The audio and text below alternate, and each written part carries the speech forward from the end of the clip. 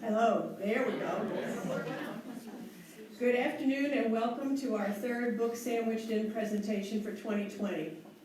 I'm Barbara Cook, co-chair with Bev Stevens, and she is unable to be here today, but she wished us all well, that's for sure. There are snacks, coffee, cocoa, and teas at the counter and table at the side of the room. If you haven't gotten something already, please feel free. Memberships in the Friends of the Library are also available at Brad's table at the back of the room. Today we welcome Gary McCaslin as the presenter of A Gentleman in Moscow by Amor Towles. That's my pronunciation, it may not be right.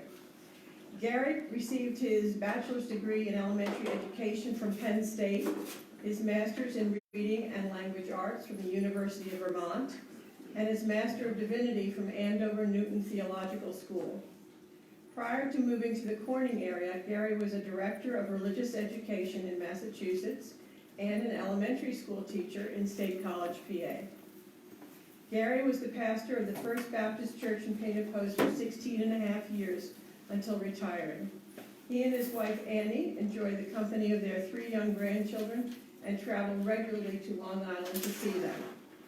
Gary has wide-ranging interests in science, history, evolution, recycling, the earth, and peace. Welcome back, Gary, as our third presenter at Book Sandwiched In 2020.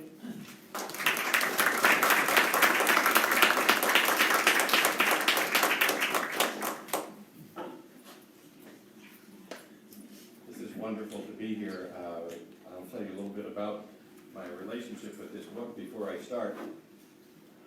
Thank you very much also to the Book Sandwiched In crew for the invitation to be here. Just want to take a few minutes to tell you how this book came into my life. My wife Annie was reading it over a year ago, and every time she stopped reading it, she would put the book down and with a sigh and a smile on her face, and she said, "This book is so beautiful." Or, "The language in this book is simply wonderful." Or, "This story is so interesting." Well, finally I said, all right, tell me, what is A Gentleman in Moscow all about? She said, very matter-of-factly, it's a story of a man who is under house arrest and who has to spend the rest of his life in a hotel. And I said to myself, this does not sound like the barn burner of a car. I said, what else is there? Well, it's just everything. The people he meets, the things they do. I'm still not really convinced, and I moved the book a little bit further down on my must-read list. But then the grand forces of the universe got to work. I found out Gentleman in Moscow was on the Book Sandwiched In list of the possibilities, and next thing I knew, Margot Brown said to me, "Gary, would you review Gentleman in Moscow?" Now, Annie McCaslin and Margot Brown, those are two forces that I don't argue with. Where's John Brown? John, can I get an amen on that, John? Amen. Now, having read the book, and especially preparing for today, I wholeheartedly affirm Annie's sighs and admirations of Amor Towles' work. I've never read a book like it. I put his previous book, The Rules of Civility, on my list of books to read and look forward to a third book that he is working on now. After reading Gentleman, I understand Annie's slight frustration describing the story. First of all, you can see it as simply about a man who has been ordered by the state to remain forever in the most famous hotel in Moscow, the Metropol. You could also see it as a primer on the Russian Revolution and the rise of the Communist Party. It's also the story of a man who adapts to a very limited set of circumstances, and not only does he accommodate himself to those circumstances, he thrives. And this man, it's a story of a man with an almost magical ability to engage and enrich the lives of everyone that he comes in contact with. You can see the story as a collection of lessons on the fine art of being a gentleman, which this man is, regardless of the circumstances. And these lessons come very subtly in the musings of Count Alexander Rostov. He's the main character of the book. As he thinks through and he examines the moments of his days and the circumstances of his life. It's also a love story. 3 women come into his life, and Count Rostov loved them all. However, I personally came to see the story as one of a charming gentleman who unknowingly gets caught up in the politics of the day, is threatened with punishment by the government, and survives in the end. I have some personal experience in that particular sequence of events. Annie will provide further details. Moving right along. It's in the video. Moving right along. Okay, as a way to specifically set the premise for a gentleman, I want to share two passages that serve as a preface for the book. And in doing this, how could you do a book review without Post-it notes? I don't know. I mean, that never worked. These are the first 19 lines of a poem. How well I remember when it came as a visitor on foot and dwelt a while amongst us, a melody in the semblance of a mountain cat. Well, where is our purpose now? Like so many questions, I answer this one with the eye averted peeling of a pear.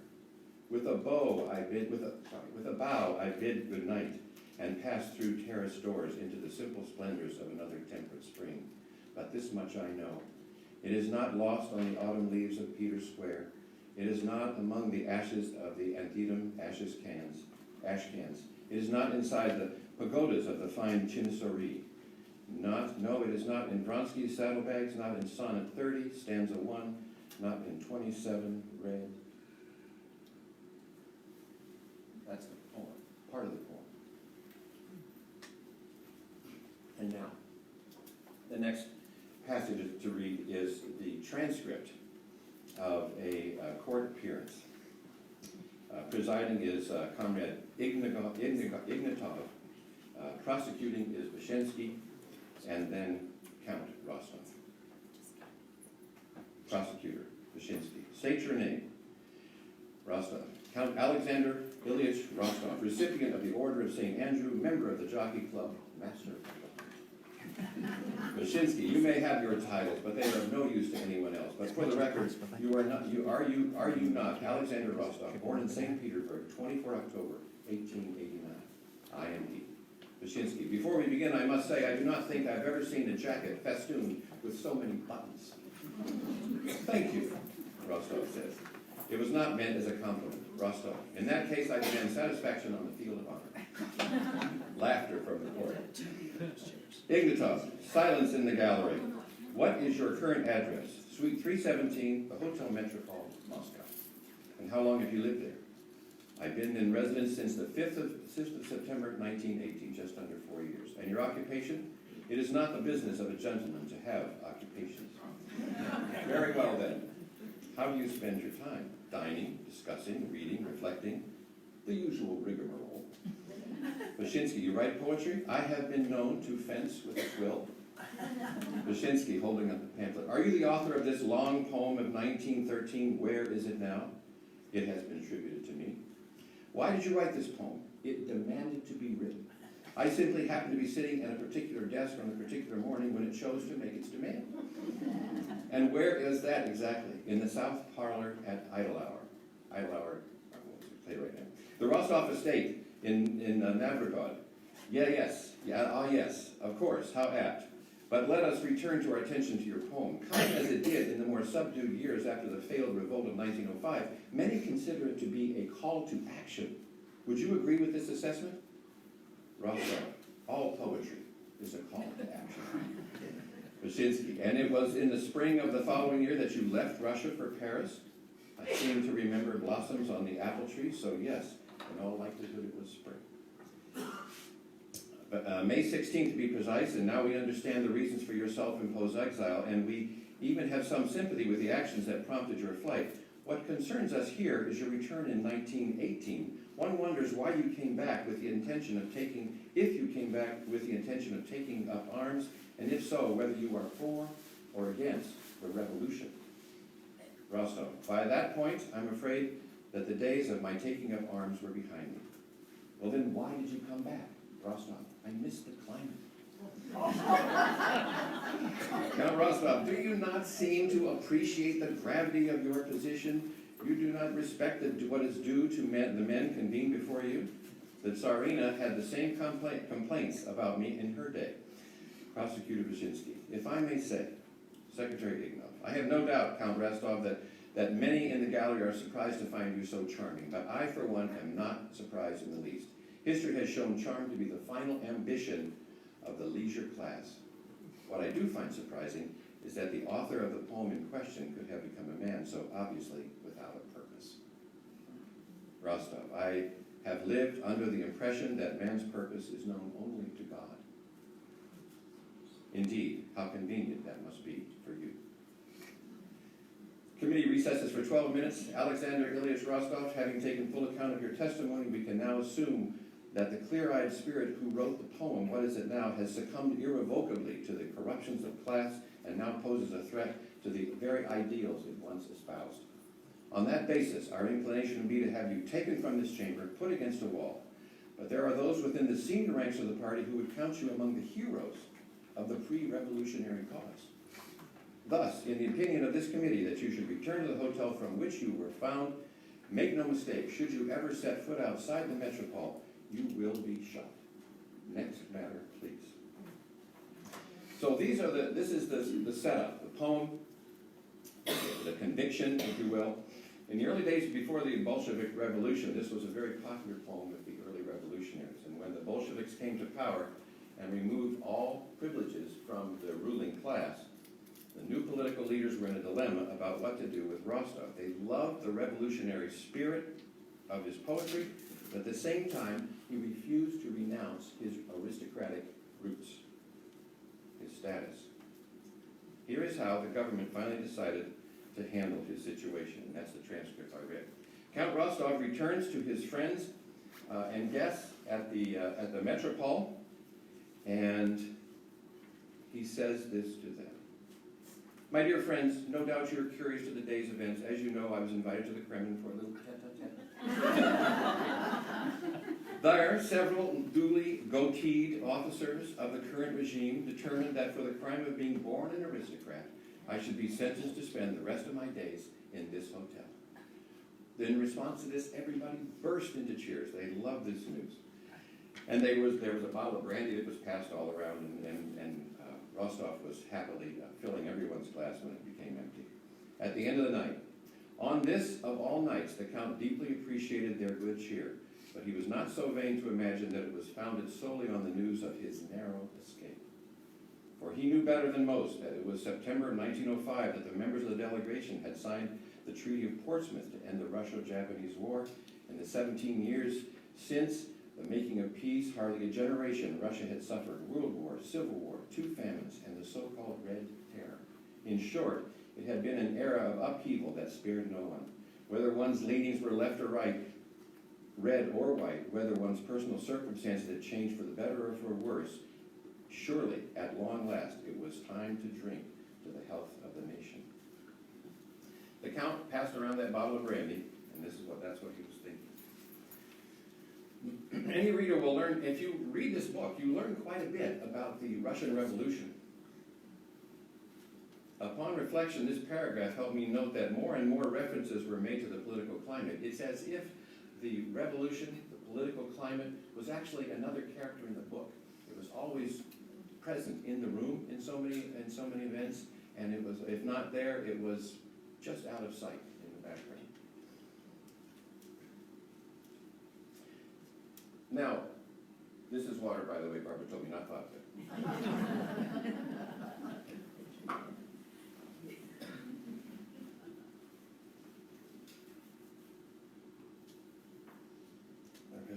Okay, so how will the Count survive in this situation? I mean, we know the premise for why he has been sequestered to this hotel, but Towles offers a little reflection here that helps us understand how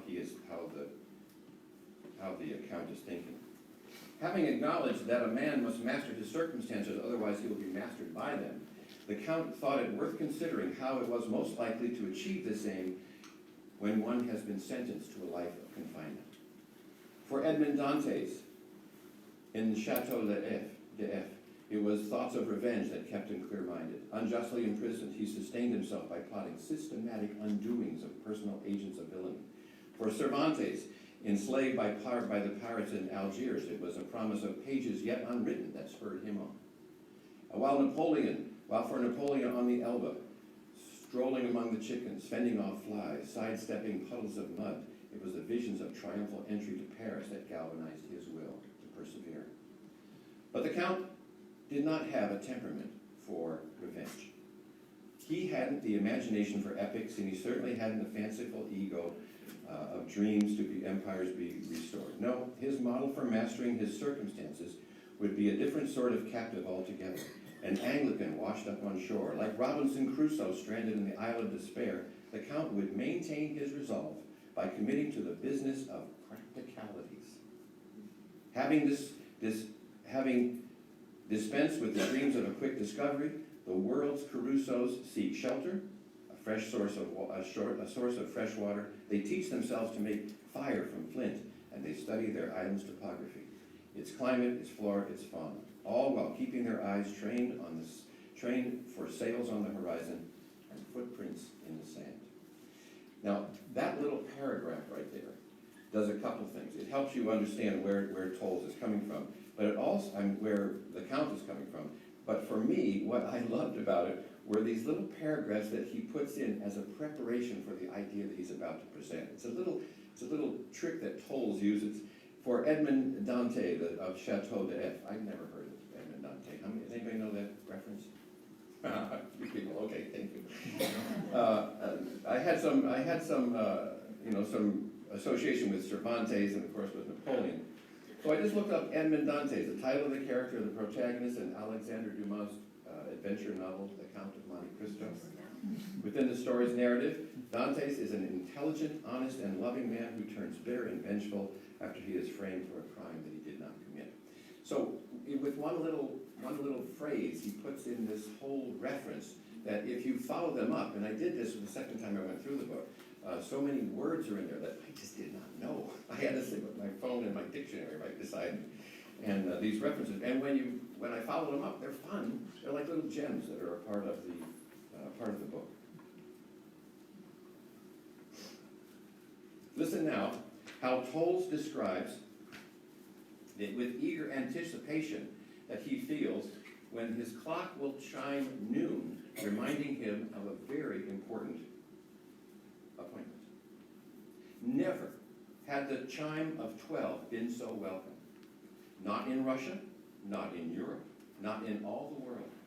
Had Romeo been told by Juliet that she would appear at the window at noon, the young Veronan's rapture, the appointed hour could not have matched the Count's that morning. Had Dr. Stahlbaum's children, Fritz and Clara, been told Christmas morning that the drawing room doors would be opened at midday, their elation could not have rivaled the Count's upon the sounding of the first toll. That's a lot of words to say. I got up in the morning and I'm ready for my appointment.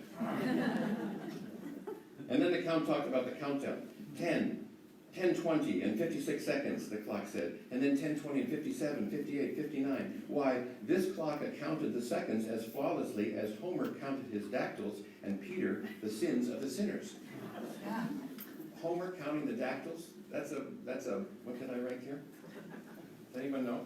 A metrical foot consisting of one long and two short syllables, of one stressed and two unstressed syllables. It's just a little bit of hope in there. Here's his appointment with Yaroslav, the peerless barber of the Metropol Hotel.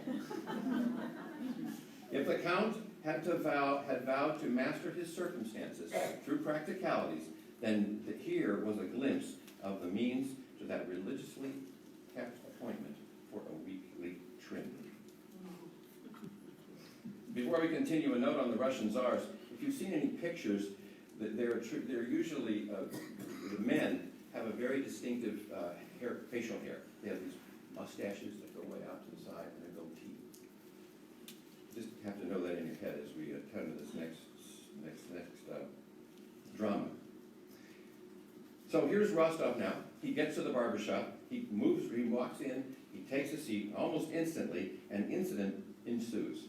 A man who is waiting becomes very upset that he has to wait even longer since the Count came in and was seated right away. Yugoslav, the barber, becomes very forceful and tells this other man, sit down. This man had an appointment. There was yelling, and there was pushing, and there was shoving. The man rose so abruptly that he knocked the bench back into the wall. At full height, he was no more than 5'6". His fists, which jutted from the cuffs of his jacket, were as red as his ears. When he advanced a step, Yaroslav backed him against the edge of the counter. The fellow took a step toward the barber and wrested one of the scissors out of his hands, and then, with the deftness of a much slighter man, he turned to the Count by the collar, and he severed the right wing of his mustache. With a single snip, tightening his hold, he pulled the Count forward until they were nose to nose. You'll have your appointment soon enough. Then, shoving the Count back into the chair, he tossed the scissors on the floor and strolled out. The barber and the Rostov had a little conversation, and then this little piece of text. He was perfectly right, the Count said to Yaroslav. He had been waiting in good faith. You only wished to honor my appointment. It was for me to cede the chair and suggest that you attend to him first. But what are we to do? The Count turned to the mirror and surveyed himself.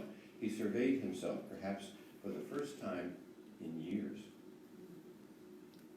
Long had he believed that a gentleman should turn to a mirror with a sense of distrust. For rather than being tools of self-discovery, mirrors tend to be tools of self-deceit. How many times had he watched a young beauty turn 30 degrees before a mirror to ensure that she saw herself the best possible advantage, as if henceforth all the world would see her solely at that angle? And how often had he seen a grande dame don a hat that was horribly out of fashion, but seemed to be accurant to her because her mirror had been framed in the style of that same bygone era. The Count took greater pride knowing that a gentleman's presence is best announced by his bearing, his remarks, and his manners, not by the cut of his coat. Yes, thought the Count, the world does spin. In fact, it spins on its axis, even as it revolves around the sun, and the galaxy turns as well, the wheel within a greater wheel producing a chime of an entirely different nature than that of a tiny hammer in a clock. And when that celestial chime sounds, perhaps the mirror will suddenly serve its truer purpose, revealing a man not whom he imagines himself to be, but who he has become. The Count resumed his place in the chair. A clean shave, he said to the barber, a clean shave. So the Count is no longer without his mustache. I love the way that started off with the clock, getting ready to chime, and then it's brought around full circle to the end in the reflection by Rostov. So now I hope you're beginning to put together a picture of this man and his musings. Before continuing, I need to say this is a very difficult book to summarize and a bit of a challenge to review. I could give you a timeline of all the events that happened in the book, and I could introduce all of the characters or majority of the characters that are in the book, but then I would not have a chance to read Towles, and that's what I was looking forward to doing. So here's my plan. I want to introduce you to the three primary female characters. Along the way, we'll pick up some bits of the 32-year timeline of the book. It's another way to see A Gentleman in Moscow as a love story. As I introduce you to these three women, I believe you can see why I believe this is also called a love story, because Count Rostov loved them all. So here we're going to meet Nina.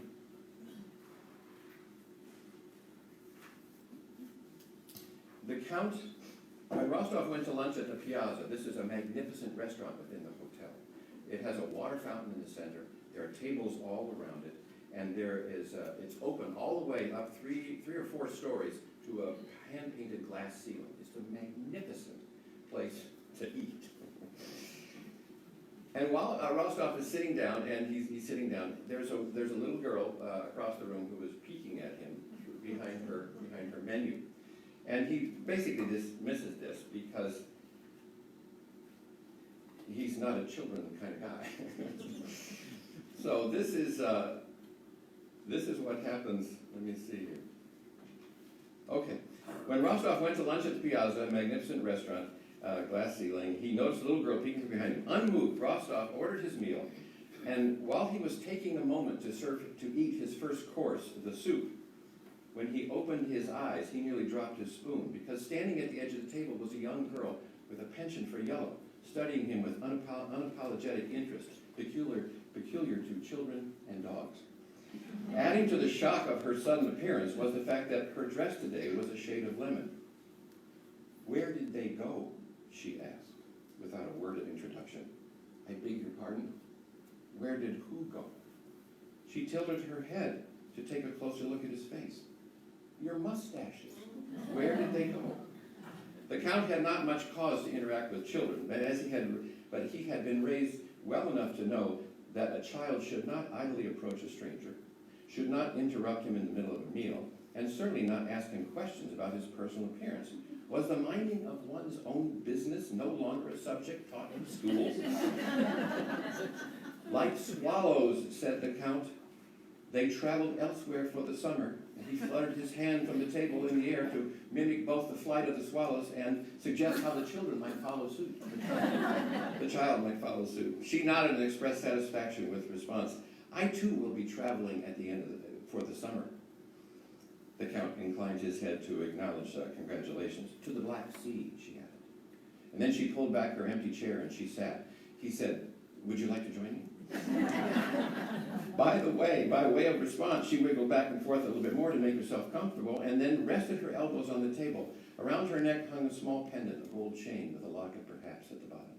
The Count looked toward the young lady's governess in hopes of catching her attention, but the governess obviously learned from experience to keep her nose in a book. The girl gave another canine tilt of the head.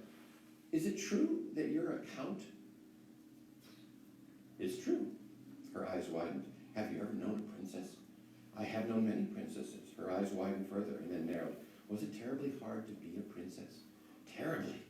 And at that moment, despite the fact that half of his soup remained in the bowl, the waiter came with a fillet of sole and swapped one for the other. "Thank you," said the Count, spoon still in hand. "Of course." The Count opened his mouth to inquire the whereabouts of his wine, but the bishop had already vanished. When the Count turned back to the guest, she was staring at his fish. "What is that?" she wanted to know. "This? It's fillet of sole. Is it good?" "Didn't you have lunch of your own?" "I didn't like it." The Count transferred a taste of the fish to a side plate, passed it across the table with my compliments. She forked the whole thing in her mouth. "It's yummy," she said, which, if not the most elegant of expressions, was at least factually correct. And then she smiled a little sadly and let out a sigh as she directed her bright blue gaze on the rest of his lunch. Said the Count. Retrieving the side plate, he transferred half of the fillet of sole and an equal share of spinach and baby carrots and returned it. She wiggled back and forth once more, presumably settling in for the duration. And then, having carefully pushed the vegetables to the side of the plate, she cut her fish into 4 equal portions, putting the right upper quadrant in her mouth, and resumed her inquiry. How would a princess spend her day?" "Like any young lady." With a nod, the girl encouraged him to go on. "Well, in the morning, she would have lessons in French, history, music. After lessons, she might visit with friends, walk in the park, and after lunch, she would eat her vegetables." "My father says that princesses personify the decadence of a vanquished era." The Count was taken aback. "Perhaps, but not all, I assure you." She waved a fork. "Don't worry, Papa's wonderful. He knows everything about tractors, but he knows nothing about princesses." The Count offered an expression of relief. "Have you ever been to a ball?" She continued after a moment's thought. "Certainly. Did you dance?" "I have been known to scuff the parquet." The Count said this with a renowned glint in his eye, that little spark that had diffused heated conversations and caught the eyes of beauties in every salon in St. Petersburg.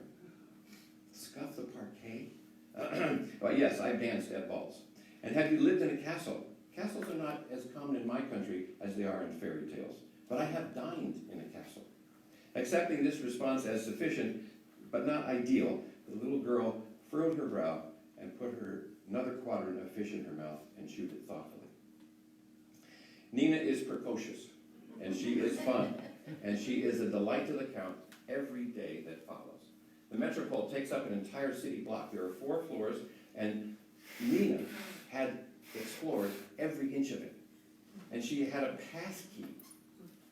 We don't know where she got it, but she had a pass key that allowed her to get into every room in the hotel.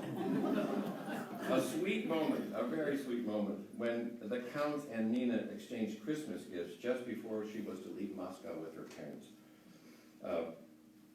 The Count gave her a set of hexagonal opera glasses that belonged to his grandmother, and Nina gave him the pass key, which proved to be invaluable tool all the way to the end of the book. I'm not going to say any more about it. Next, meeting Anna. let me just, oh no, I won't stop here. Let me say this a little bit. 110.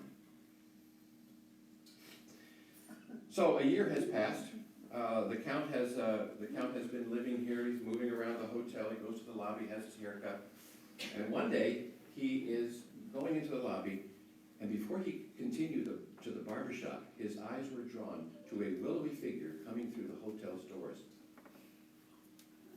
But then, all eyes in the lobby were on this one. A tall woman in her mid-20s and arched eyebrows and auburn hair, she was indisputably striking. As she approached the front desk, she walked with a breezy sureness, as seemingly unaware of the feathers projecting from her hat, or the bellhops dragging her luggage behind her. But what guaranteed her position as the natural center of attention were the 2 Borzos hounds on the leash. In an instant, the Count could see that these were magnificent beasts. Their coats were silver, their loins were lean, their every sense alert. These dogs had been raised to give chase on the cold October air, with a hunting party hot on their heels. And the day's end, they were meant to sit at the feet of their master before a fire in the manor house, not adorn the hands of a willow in the lobby of a grand hotel. The injustice of this was not lost on the dogs. As the mistress addressed Arcady, who was the concierge, the check-in person at the front desk, they tugged in every which way, sniffing for familiar landmarks. "Stop it!" she yelled at them, commanded in a surprisingly husky voice. And then she yanked in a manner that showed she had no more familiarity with the wolfhounds on her leashes than she had with the birds who put feathers in her hat. The Count gave the situation a shake of his head that it deserved. But as he turned to go, he noticed with some amusement that a slender shadow suddenly jumped from behind a windback chair to the edge of one of the potted palms. It was none other than Field Marshal Kutzov, the hotel cat. I'm going to skip his description, which is wonderful, and jump over to the part. Before that, the dogs, of course, chased the cat, Field Marshal, around the lobby, and they were around the lobby and up and down under chairs. They were about to head up the stairs when, with a slightly curled tongue, the Count's single whistle stopped the dogs in their tracks. And with 2 more whistles, they came immediately to his side.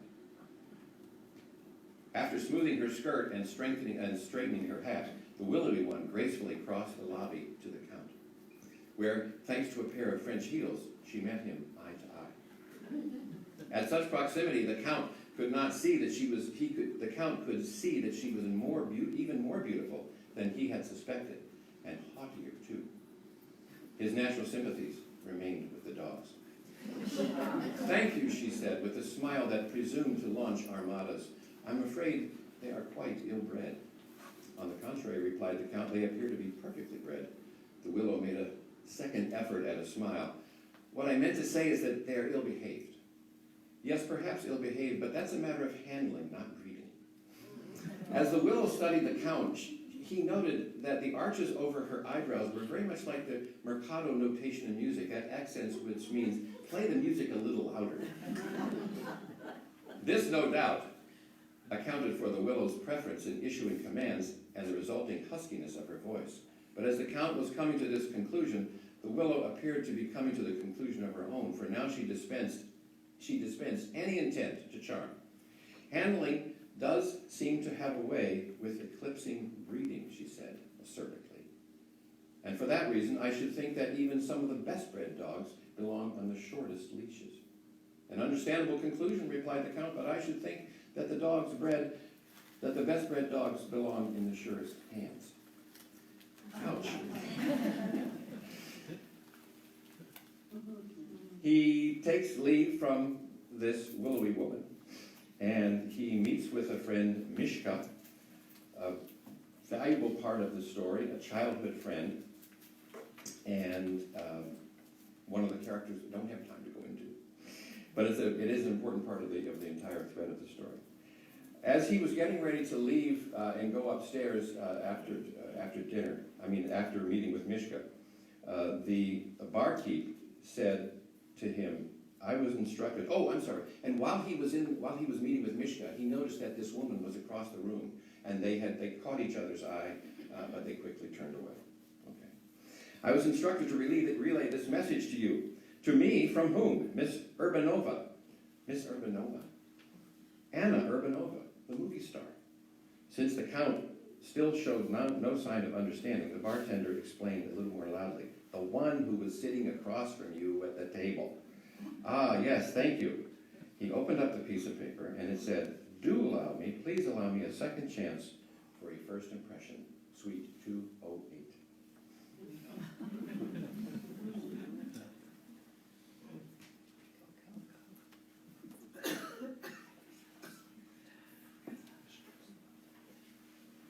Count Rostov knocks on the door of room 208 and is allowed in by an older woman who leaves immediately. Dinner arrives, and Anna Urbanova, they are now introduced, says that she has been to 2 restaurants and a bar all day and she's had nothing to eat. And she says to the Count, would you please join me?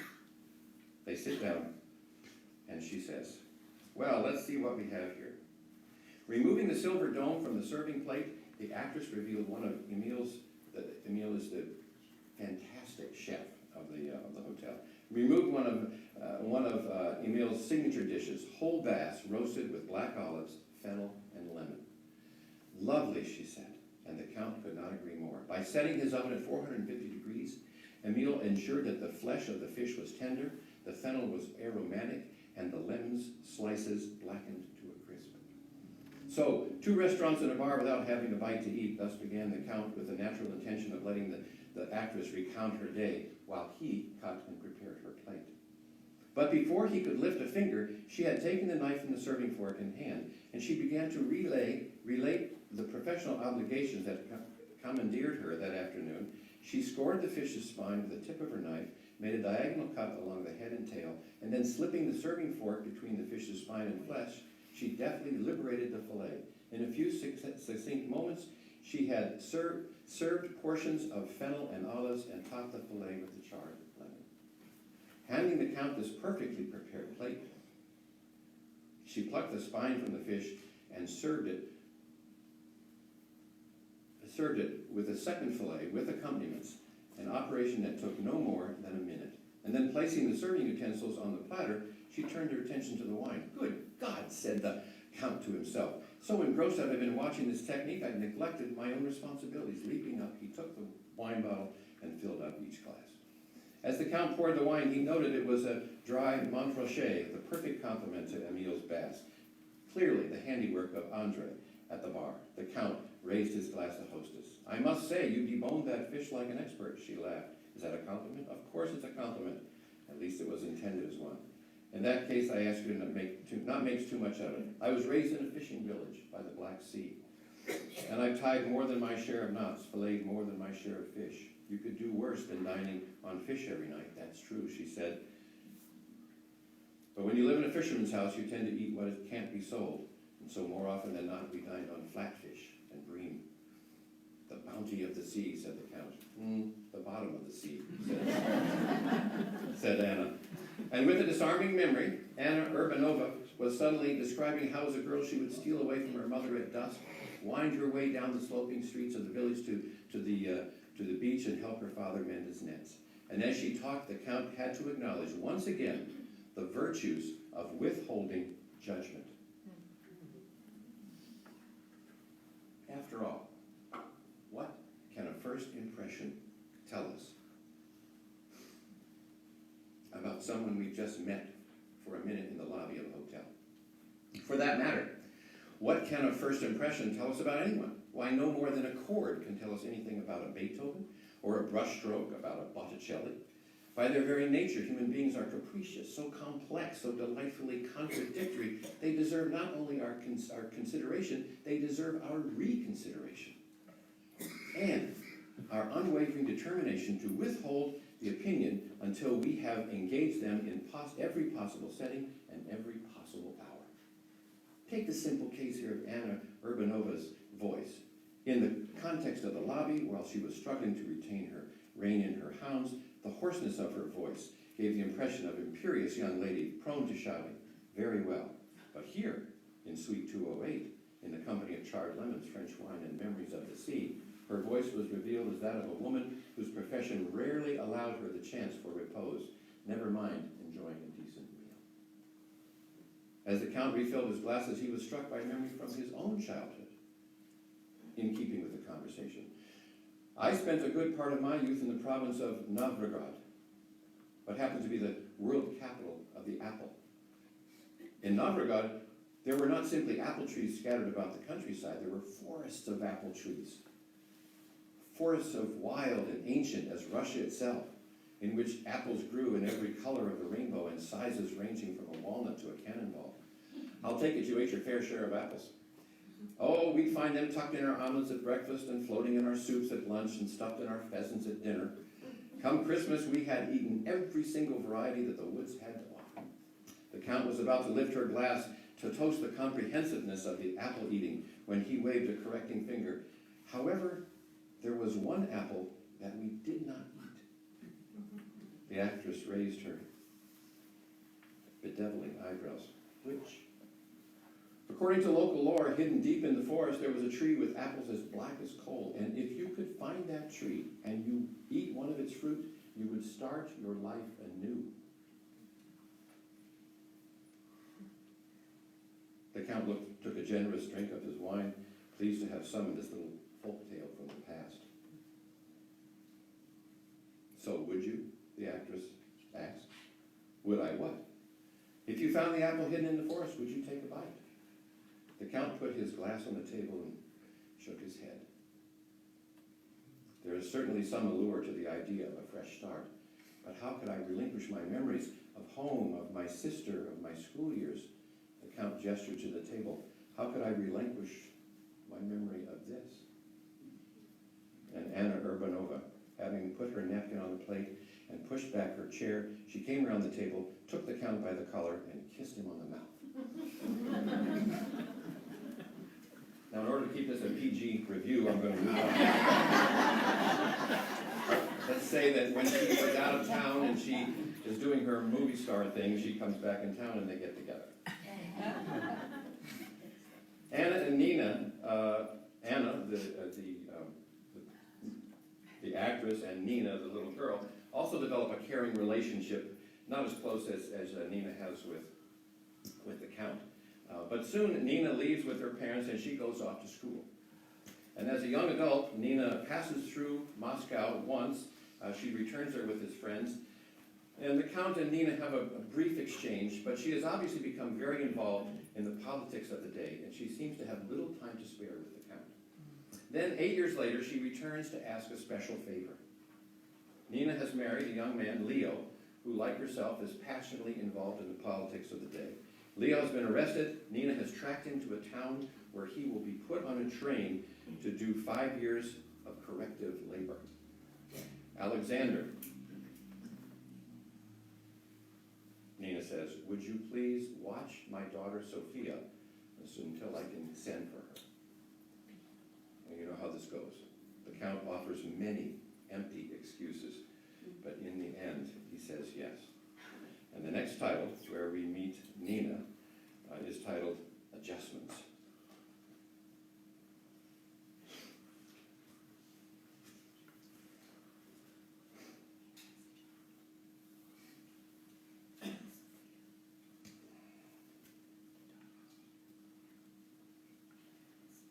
Never had the toll of a bell been so welcome. Not in Moscow, not in Europe, not in all the world. When the Frenchman Carpentier faced the American Dempsey, He could not have felt more relief upon hearing the clang that signaled the end of the third round than the Count felt upon hearing the clock strike 12. Nor could the citizens of Prague upon hearing the church bells that signaled the end of the siege at the hands of Frederick the Great. What was it about this child that prompted a grown man to count so carefully the minutes until lunch? Did she prattle on nonsensically? Did she flirt? Did she flit and giggle? No. Did she dissolve into tears or launch into tantrums of the slightest provocation? On the contrary, she was quiet. Unsettlingly so. Upon waking, she rose, dressed, made her bed without a word. When the Count served breakfast, she nibbled at her biscuits like a Trappist. And then, quietly cleared her plate, she climbed up onto the Count's desk chair, sat on her hands, and gazed at him in silence. And what a gaze it was! With irises as dark and foreboding as the deep, it was positively unnerving. Without shyness or impatience, it seemed to say, "What now, Uncle Alexander?" What now, indeed, for having made their beds and nibbled their biscuits, the two of them had the whole day before them, 16 hours, 960 minutes, 57,000 seconds. The notion was daunting. But who was this Alexander Rostov, if not a seasoned conversationalist? At weddings and name day celebrations from Moscow to St. Petersburg, he was inevitably seated beside the most recalcitrant of dinner guests, the prudish aunts and the pompous uncles, the mirthless, the mordant and shy. Why? Because Alexander Rostov could be counted on to draw out the dinner companions in lively conversation, whatever was their disposition.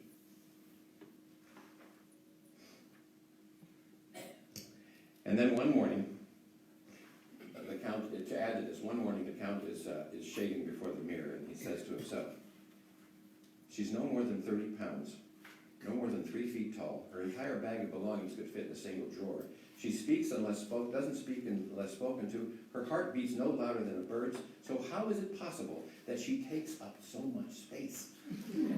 Over the years, the Count has come to think of his rooms as rather ample. In the morning, they easily accommodated his 20 squats and 20 stretches, leisurely breakfast, the reading of a novel, or on a tilted chair. In the evenings, at work, they fostered flights of fancy, memories of travel, meditations of history, all crowned with a good night's sleep. And yet somehow, this little visitor, with her kit bag and her rag doll, had altered every dimension of the room. It had simultaneously brought the ceiling downward, the floor upward, and the walls inward, so that anywhere he hoped to move, she was already there.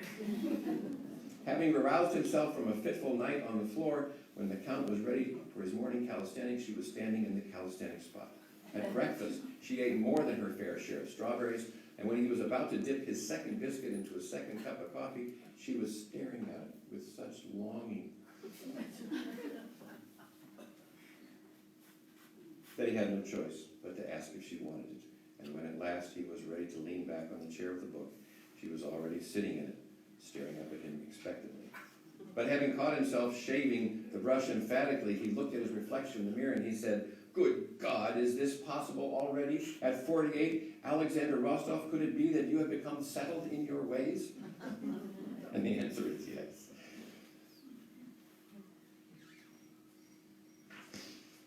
Okay. The years pass. Nina does not return. And there is no word of Sophia's mother or father. And as Sophia matures, it is apparent that she has a natural musical talent. And she becomes a very accomplished pianist. She has been invited to play she has been invited to Paris to play Rachmaninoff at the Palais Garnier. And in the moments before her departure, the Count is taking some time to offer Sophia some last-minute advice. Over the years, she stopped calling him Uncle Alex and just called him Papa.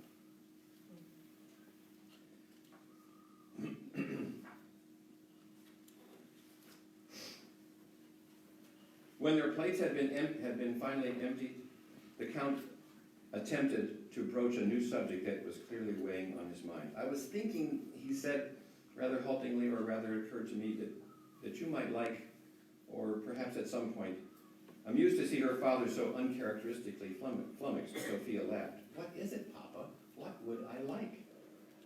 Reaching into his jacket, the Count sheepishly took out an old photo of a very young Count.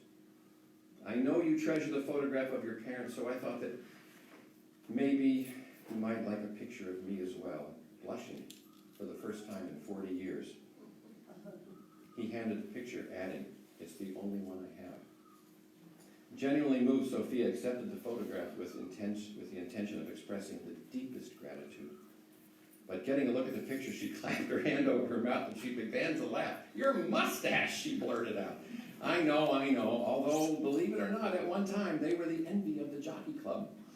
Sophia laughed and laughed again. All right, he said, "if you don't want it, I'll understand." But she gripped the picture to her chest. I wouldn't part with it for the world. Smiling, she shook another peek at the mustaches, then looked at her father in wonder. What happened to them? What happened to them indeed? Taking a considerable drink of wine, the Count told Sophia of the afternoon in 1922 when one of the mustaches had been clipped by so unceremoniously by a heavyset fellow in the hotel's barbershop. What a brute! "Oh yes," said the Count, "and a glimpse of things to come, but in a way, I have that fellow to thank I have that fellow to thank for my life with you." "What do you mean?" And the Count explained how a few days after the incident in the barbershop, her mother had popped up at the table at the piazza and in essence asked the very same question.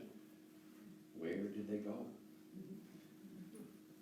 And with that simple inquiry, their friendship commenced. 2 points in conclusion. To anticipate a question.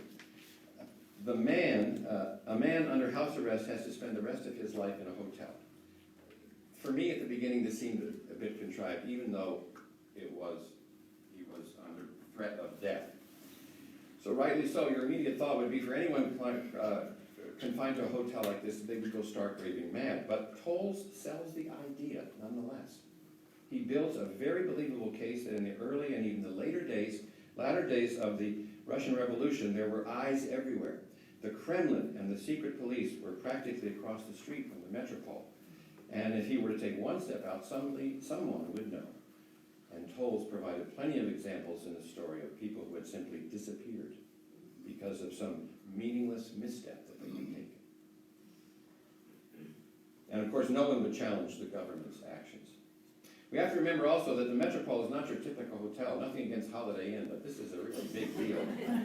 As Towles described in one of his talks, it was one of the early grand full-service hotels built in an era when grand hotels were built to meet the needs of the well-to-do as they traveled the earth. This was one of the first hotels to have hot and cold running water. The guests would never have to send out for anything. There would be a full restaurant. This one had 2, and a bar, separate bar, laundry, barbershop, cleaners, concierge, who would take care of any need that you had. And second, I can't emphasize enough the value of going online and watching Amor Towles in some of the interviews and book talks that he gives. In one of his talks, when he's on Martha's Vineyard, he has slides of the Metropol, of that grand ballroom. It's just worth it just to watch it for that. He is, not surprisingly, he is a delightful man. It's easy to get the feeling, and he is the personification of the Count in many ways. He has a great sense of humor. He's confident, very personable, comfortable with people, self-effacing, very knowledgeable. After reading the book and watching these videos, I said to myself, I would love to go to dinner with this man. He would naturally consult me, but I would want him to pick the restaurant and to the menu and the wine. And I would simply look forward mostly just to the conversation. I wouldn't be able to keep up with Amor. I would make sure, but I don't think I'd be able to keep up with the conversation, but I believe that he would make sure that I had a wonderful time. I'll take some questions in a moment, but I don't want to give too much away for the huge parts of the story that I didn't cover. Rest assured, the movie rights have been obtained. Were obtained in April 2018, and Kenneth Branagh is set to produce and star in the film in an adaptation. Branagh was born in Ireland. He's done a lot of Shakespeare. And if you happen to see the last issue of the Murder on the Orient Express, Kenneth Branagh played Hercule Poirot in that movie. Before the questions, I'd like to invite my wife, Annie, who was my inspiration for this book, to read this book and help fill in on some of the storyline. Would you come, Annie? Yes, I know, but I don't think I realize that it's 1:05, and I know that a lot of you need to leave at 1. not long. Come on. This is a good crowd. Mine is not long. It's simply a summary of the book, In Annie's style. in my own style, yes. Because he wrote a radical poem with revolution undertone, the Count, a kindly noble gent, was sentenced to a lifetime spent at Moscow's Metropol Hotel. 'Twas better than a prison cell. His friendships made, although confined, gave purpose to this man refined. The first named Nina, but a child, beguiled the Count with spirit wild. Her passkey opened every door, each passageway they both explored. His old friend Mishka came to tea, and then came Anna, that makes three. The actress Anna, bent on seduction, her tryst with the Count, her finest production. But pleasure is fleeting, and as the Count feared, aristocracy's value no longer revered. He botched his suicide, becomes a head waiter, and teaches an officer as tutor translator. His purpose rekindles, till Nina, now grown, returns with Sophia, a child of her own. The Communist Party has taken its toll on Mishka and Nina. The Count's lost control. His life needs adjustment. His choices may stop. He must raise Sophia, but will he adopt? Another dilemma now facing the Count. You must sympathize with his troubles, they mount. The infamous poem with which the Count absorbed blame is fruit for discussion with Mishka's old flame. The mystery now deepens with Mishka's defiance of Russian oppression and his non-compliance. The story's outcome is a thriller most grand, involving all characters lending a hand. Sophia the pianist, Victor conductor, Bishop the manager, Richard instructor. The charm of this gentleman is truly divine, but cannot compare with this gent, 'cause he's mine.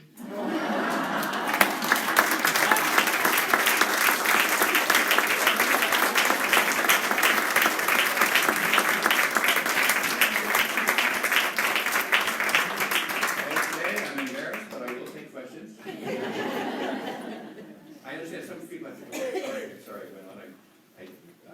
You give a Baptist minister a pulpit in your microphone. Anybody have any questions? I'd be glad to stay after a talk. Yes, Jim? How the heck did you come up with this concept in the first place, given you watched him speak? Yes, I can relate that story because that's a question that is often asked. Before he was a writer, he called himself an investment professional. And he joined a friend out of college. They formed an investment firm, and they worked together for 20 years. All the time, he was hoping that he would get back to writing. As he traveled literally around the world, he stayed in some of the grand hotels around the world. And the one that he speaks of specifically is in Geneva. He would go to a town, go to a city, and he would be there for a week. And he would talk with people marketing his investment in information. And when he returned on the 8th trip to the hotel in Geneva, he noticed that there were some people there that he had seen before. It came to him as if they had never left, that they just lived there. And at that moment he got it. That was the catalyst for the idea. What would it be like to live in a hotel all the time? And then he said, then he went on and he said, if you're going to have the story be convincing, the person has to be forced to live there. And since one of the hotels, he never stayed in the Metropol, but he did go there and look at it. And he said, if a person is going to be forced, it would be natural to have it happen in Russia. And it would be neat to have it happen in this fancy hotel. So that's where the story came from these people that he saw, specifically in that Geneva restaurant, in the Geneva hotel. Someone else? Yes?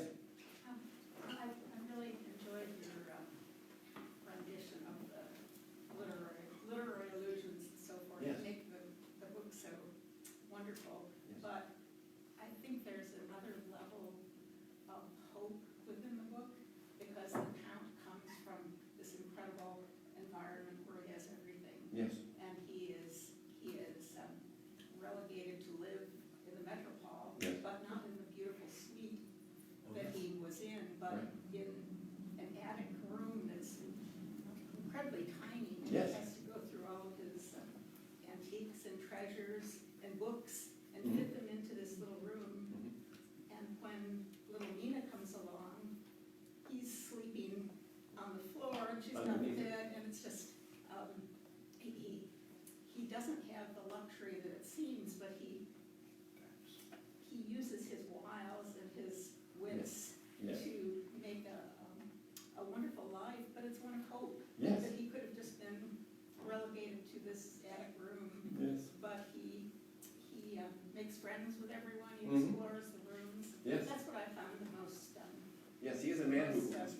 dramatically overcomes circumstances. And Annie mentioned in her summary he did think about suicide. I mean, it was a part of his thinking at one time. But, I'm sorry. Oh, no, that's, he does enter into a sort of friendship with one of the Bolsheviks. Mhm. It's been a while since I read it, and they watch old movies. Yes. And at some point in the novel, this Russian comes to his aid. Yes. Yeah, don't give any of that away. I- But yes, he has, the Count has no boundaries in terms of people he will reach out to and form a confidence with. It's just, and the way that Towles tells the story, it's wonderful. Anyone else? Anyone else have to go to the bathroom? You're falling asleep from staying awake last night and watching the proceedings in Washington. Barbara, thank you.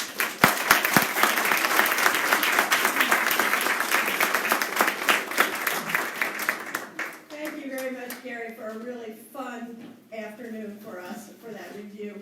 And a special thanks to Annie for her a great review of a very long and difficult book, but one that was really worth reading. I totally agree. It is really a good book. Next week, our presenter will be Brian Weisenhunt, and he will review The Great Believers by Rebecca Mackay, so please come back for another great review. And now, please help us by lifting your chairs and helping us to put them back into the racks.